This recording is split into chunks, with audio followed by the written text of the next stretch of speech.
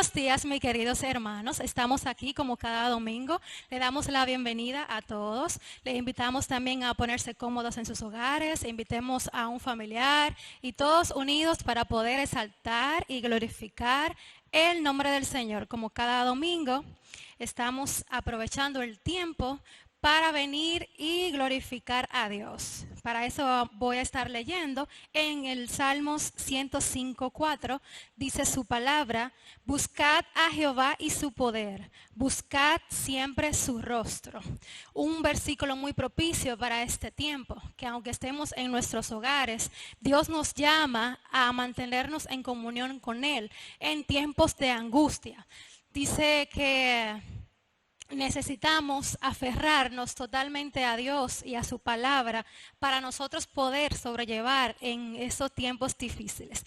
Bien, para dar inicio voy a estar orando en esta maravillosa mañana. Les invito también a ponerse en comunión ahí en sus hogares. Padre, te damos gracias, Señor. Gracias porque tú eres bueno. Gracias, Señor, por tu misericordia que son nuevas cada mañana. Señor, mira que estamos aquí. Señor, te pido que seas tú bendiciendo a cada persona, Señor, que cada oyente, Padre, que se ha dado cita, Señor, en esta mañana para escuchar tu palabra. Permite, Padre, que cada palabra, Señor, sean palabras de bendición, palabra de paz, Señor, en estos tiempos. Padre, te permito que seas tú siempre abriendo nuestro corazón, abriendo nuestra mente, Señor, para nosotros poder recibir lo que tú nos quieres decir. Padre, siempre te pido que sea un tiempo de regocijo y que nosotros nos podamos gozar en tu presencia. En el nombre de Jesús, amén. Hermanos, vamos a tener esta canción que ha sido mi himno en esta cuarentena, durante esta pandemia, donde Dios me ha ministrado muchísimo. Yo sé que muchos han sido bendecidos con esta canción. Está basado en Números, que se llama La bendición sacerdotal. Y a mí me encanta. Y yo quiero que en esta mañana, si puedes levantar tus manos ahí en tu casa, donde tú estás, tú levantas tus manos y digas: sí, Señor, yo recibo cada una de esas bendiciones, cada palabra, yo la recibo para mí, para mi familia, para mis generaciones, en el nombre de Jesús. Así acompáñame y adoremos juntos y digamos al Señor que su bendición esté con nosotros hasta nuestras generaciones. Gloria a Dios.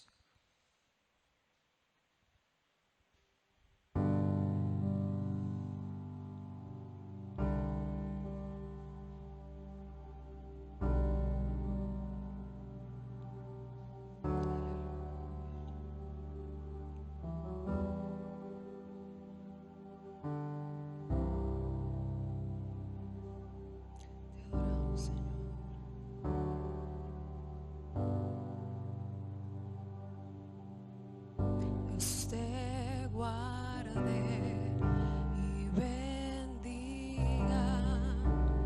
que extienda su amor y te muestre favor. Dios te mire con agrado y te dé paz.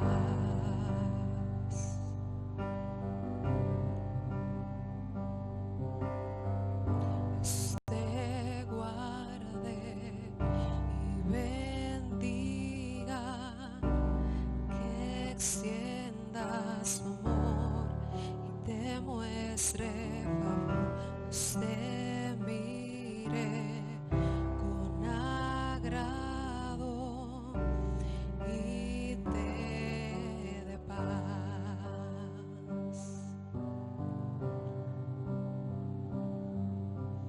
Amén,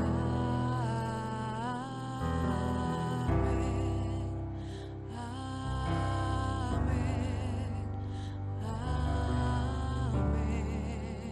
amén.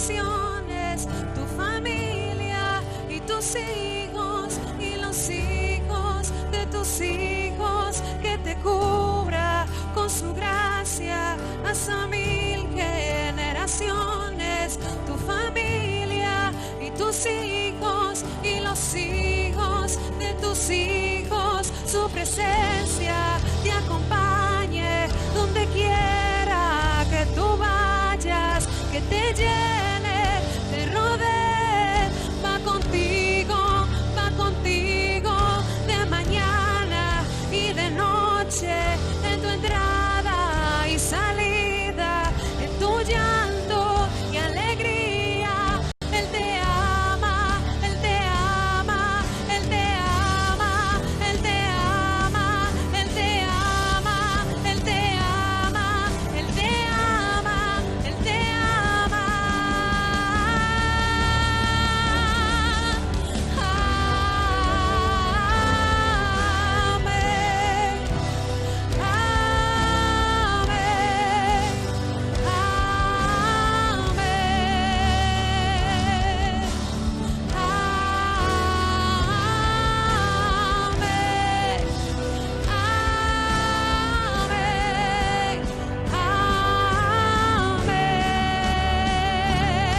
Que te cubra con su gracia hasta 1000 generaciones, tu familia y tus hijos y los hijos de tus hijos, su presencia te acompañe donde quiera que tú vayas, que te llene, te rodee, va contigo de mañana y de noche, en tu entrada y salida, en tu llanto y alegría.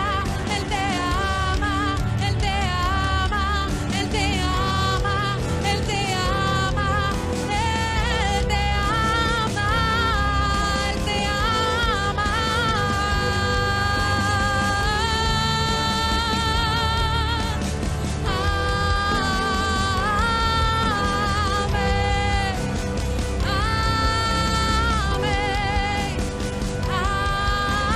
Él te ama.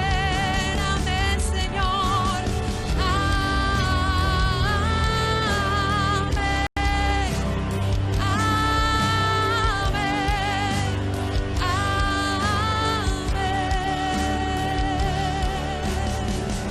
Que el Señor te cubra, que te bendiga, que te guarde. De donde quiera que tú vayas, su presencia vaya contigo.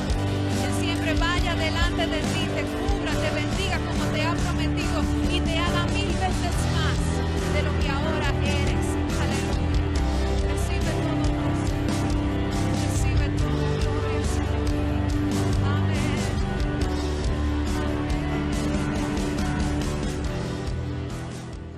Buen día, hermanos. En esta mañana damos gracias a Dios por el privilegio que nos concede de estar en este lugar, dando gracias, porque hasta aquí Él ha estado con nosotros.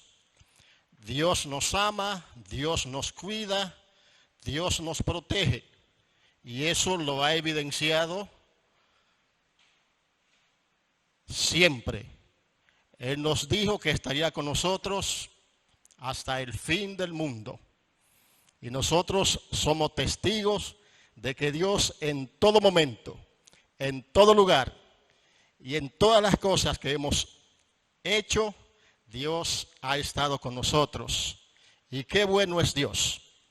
Creo que en esta ocasión, como en otras, lo más indicado es dar gracias a Dios por su amor, por su misericordia que Él ha mostrado con nosotros.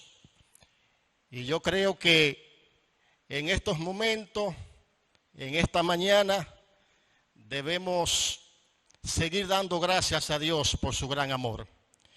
Y en esta ocasión yo quisiera hablar con ustedes sobre el amor de Dios.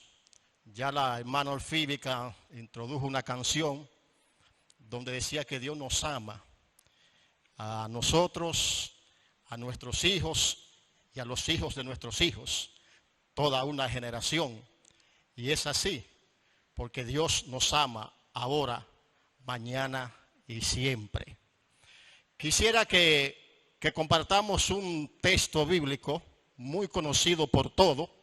Creo que lo sabemos hasta de memoria. Ese texto bíblico que se encuentra en San Juan 3:16, creo que muy conocido, donde nos dice que de tal manera amó Dios al mundo que ha dado o que dio a su Hijo unigénito para que todo aquel que en Él crea no se pierda, sino que cosa que tenga vida eterna. Muy conocido por nosotros. Todos amamos, uno más que otro, y lo expresamos y lo manifestamos, porque el amor así es que se puede medir a través de la expresión y a través de la manifestación. Expresamos, queremos a nuestros hijos, expresamos que queremos a nuestras esposas, a nuestras novias, a nuestros novios, pero también debemos agregarle una manifestación a esas expresiones.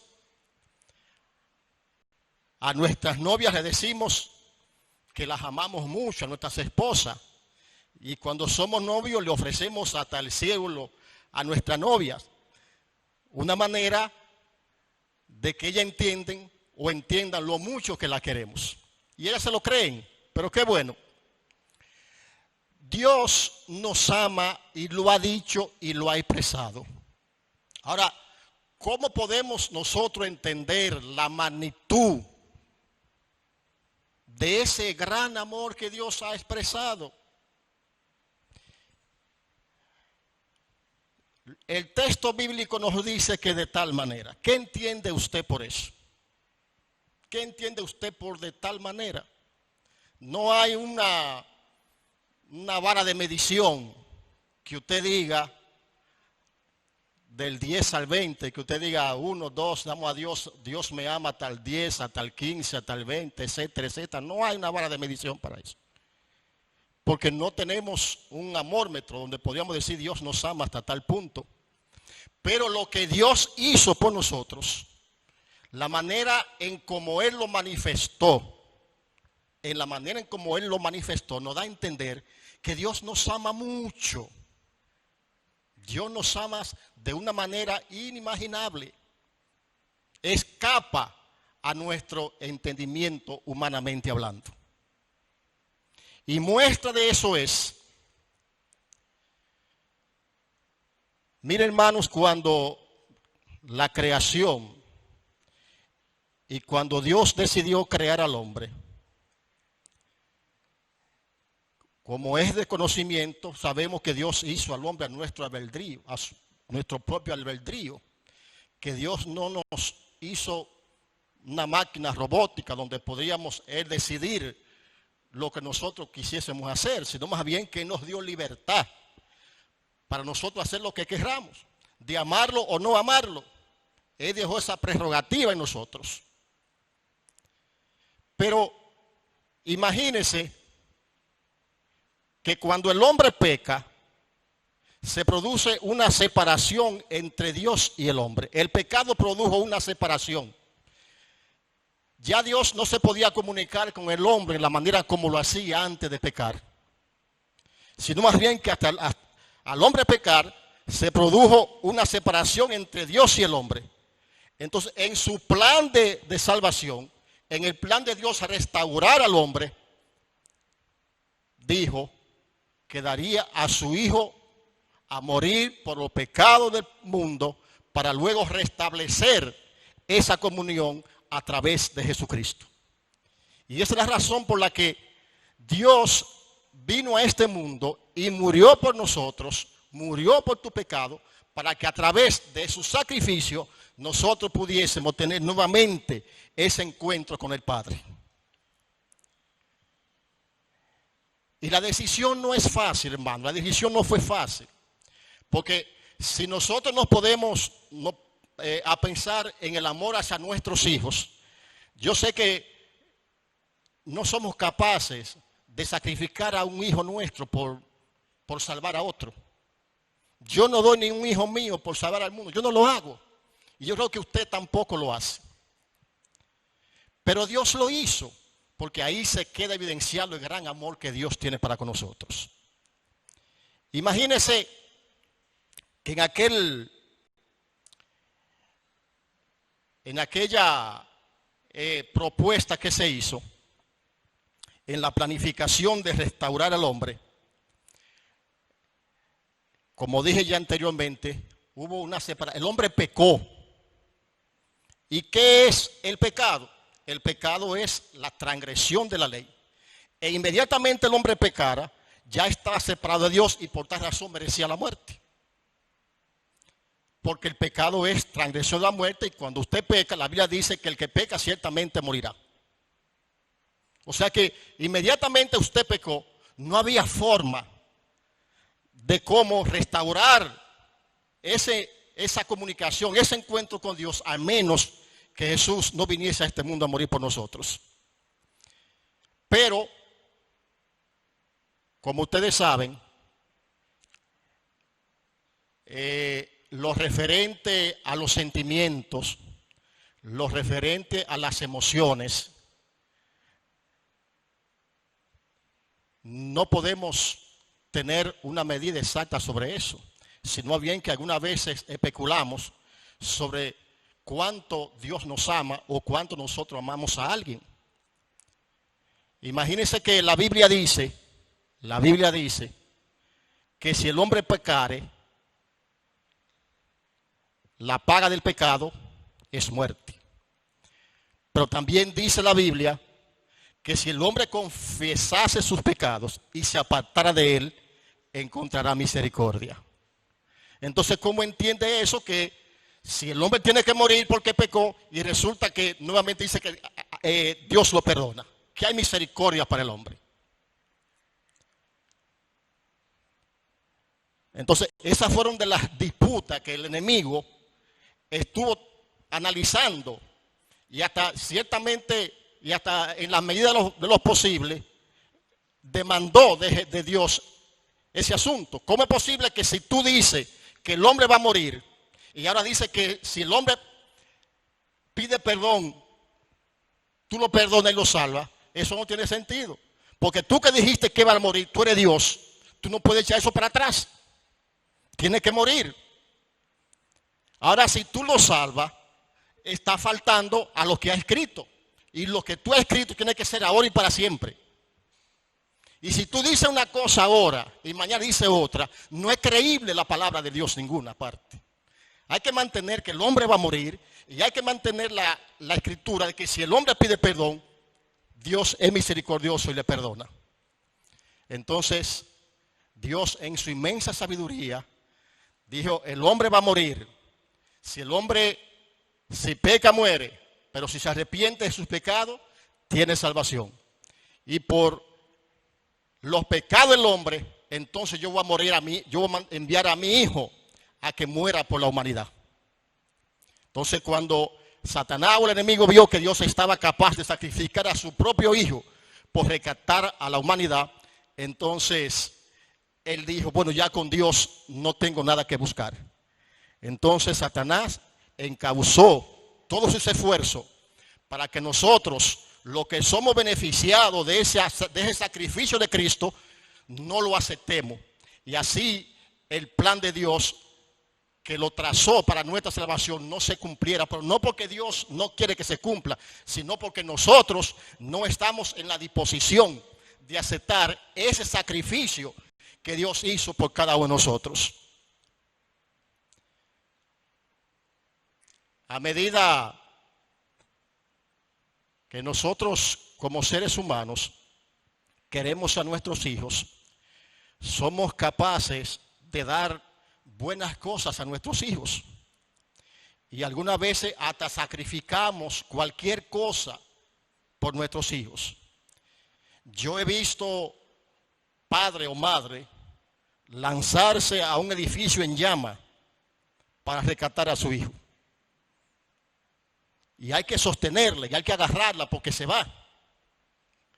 De igual modo, en una crecida de un río, una madre, un padre se lanza a rescatar a su hijo.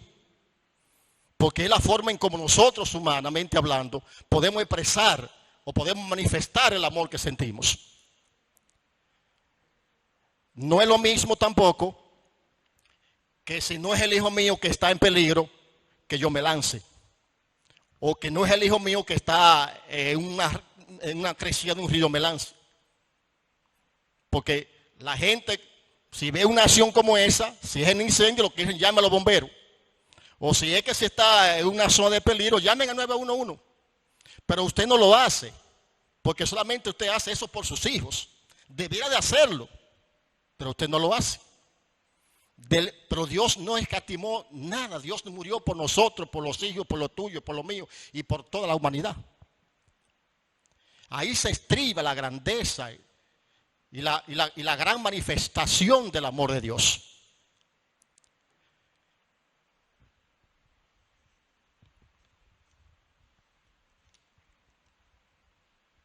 Entonces Dios lo expresó y lo manifestó. Y lo manifestó en grande. Y qué bueno es Dios, que Dios nos ama de tal manera. Hay una historia que quisiera compartir con ustedes. Hay una historia, pero antes quisiera como volver nuevamente al versículo que leímos al principio de San Juan 3:16. Y voy a repetir alguna cosa y vamos a ver qué podemos extraer de ahí.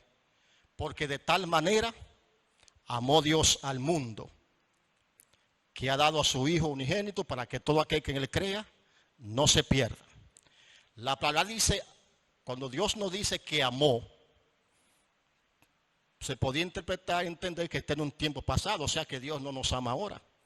Como que usted podía entender que eso nada más tenía validez en el tiempo que se escribió. Pues déjeme decirle que no. Que Dios nos ama, o Dios nos amó, Dios nos ama y Dios nos amará. Porque somos sus hijos.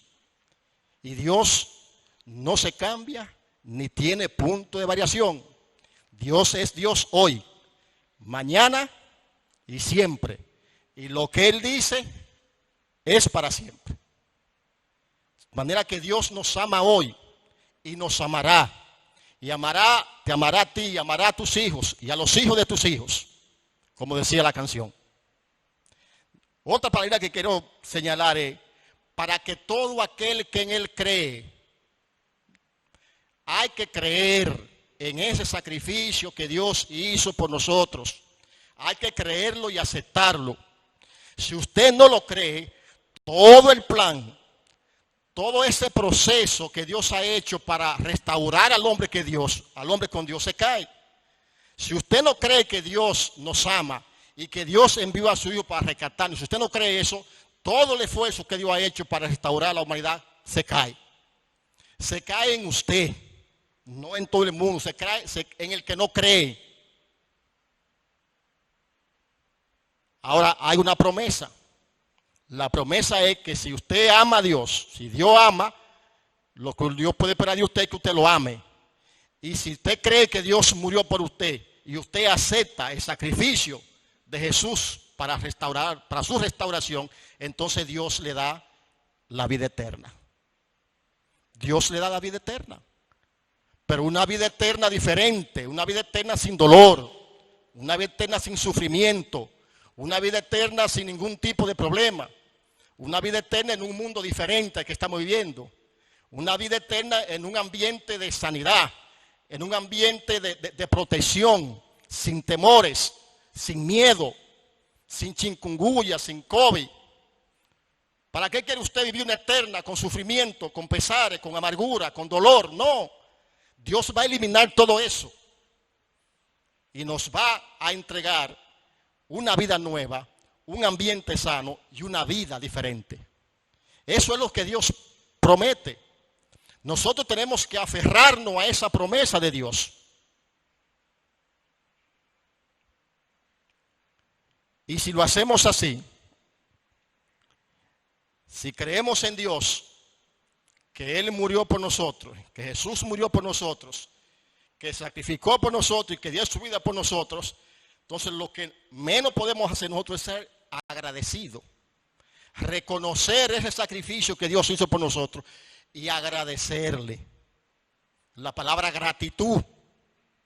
Debemos ser agradecidos por lo que Dios hizo por nosotros, hace y hará. Escuché una historia de un joven estudiante que le iba muy mal en los estudios. Cada vez los cuatrimestres le iba mal. Pero a pesar de lo mal que le iba, su padre siempre pagaba su colegiatura, su universidad sin ningún tipo de reproche. El muchacho pasó un buen tiempo yéndole mal. Pero el papá de igual manera seguía pagando sus estudios, nunca le decía nada. Nunca le reprochó, ¿qué te pasa? ¿Por qué te va mal? Él nunca le reprochó nada, sino que religiosamente le pagaba la universidad y él iba y pagaba. En una ocasión el muchacho entendía que no debía seguir estudiando porque no le iba mal, no le iba bien. Y él estaba desencantado, estaba desanimado. De manera que cogió para el lugar de trabajo del papá, que era un taller de mecánica que su papá tenía. Un taller de mecánico, pero llegó sin avisar. Él se colocó en un área donde no lo vieran.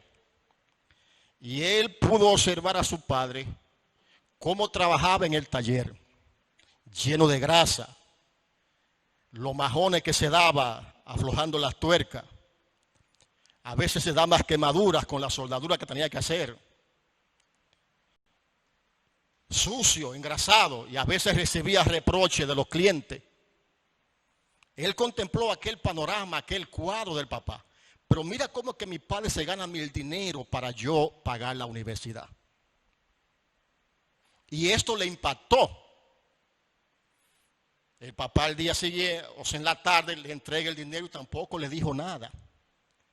Pero vio sus manos mayugadas, vio sus dedos quemados del trabajo forzoso que hacía el padre.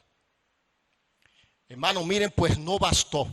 Miren, eso fue suficiente. De ahí en adelante él dijo, mi padre se está sacrificando de tal manera y yo no estoy siendo tan agradecido.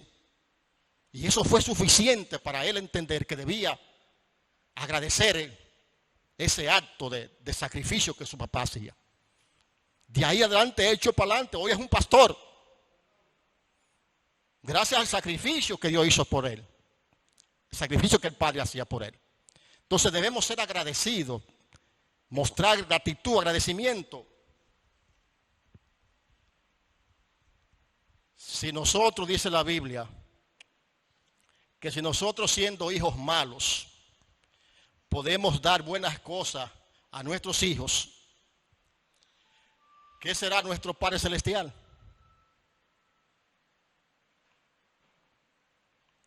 ¿Qué será nuestro Padre Celestial?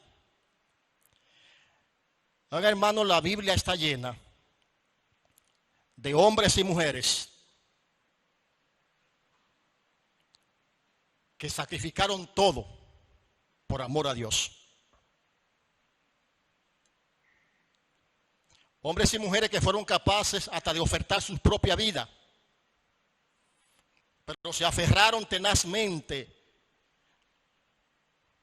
a esa promesa de salvación. La Biblia nos dice de Moisés, la Biblia dice que mirando hacia lo invisible, tuvo la casa del rey de Egipto por poco. Mirando lo invisible. Me imagino que él vería las grandes cosas, las promesas que Dios tenía para él. Y dio por poca cosa a estos que tenían en Egipto. Y se fue al encuentro de su Dios. Hombres que fueron decapitados por la palabra de Dios. Juan el Bautista fue decapitado. Pedro fue crucificado. Y él dijo, no merezco morir como mi Salvador. Póngame con la cabeza para abajo, que no merezco morir como mi Salvador. Y fue crucificado con la cabeza para abajo. Isaías fue muerto a serruchazos. Lo entraron en un palo hueco y lo serrucharon por amor a Dios. ¿Y qué decimos de Juan?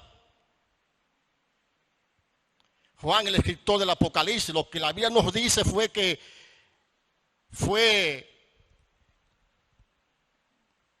lo mandaron para una isla. Fue expulsado a una isla llamada Patmos por la palabra de Dios. Amaba a Dios.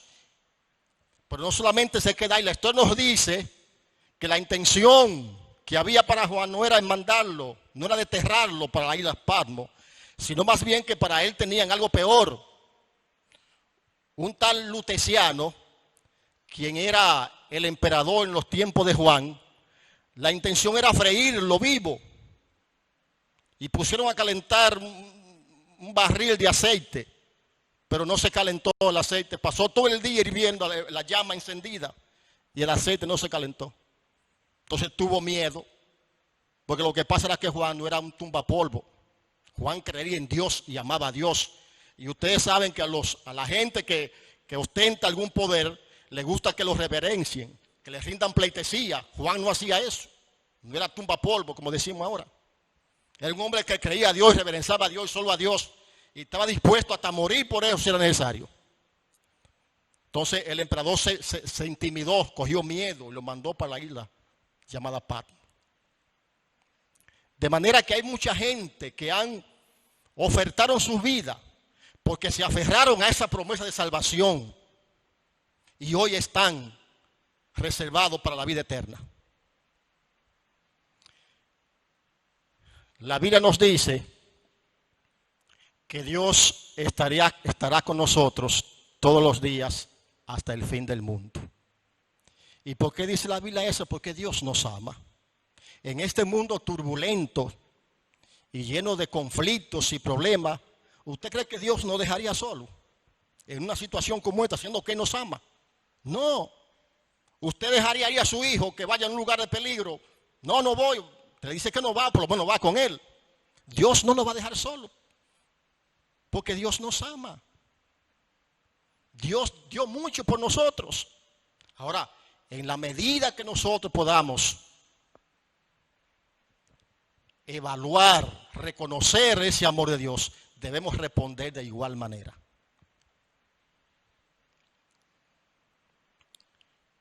En el Salmo 23 dice, Jehová es mi pastor y nada me faltará.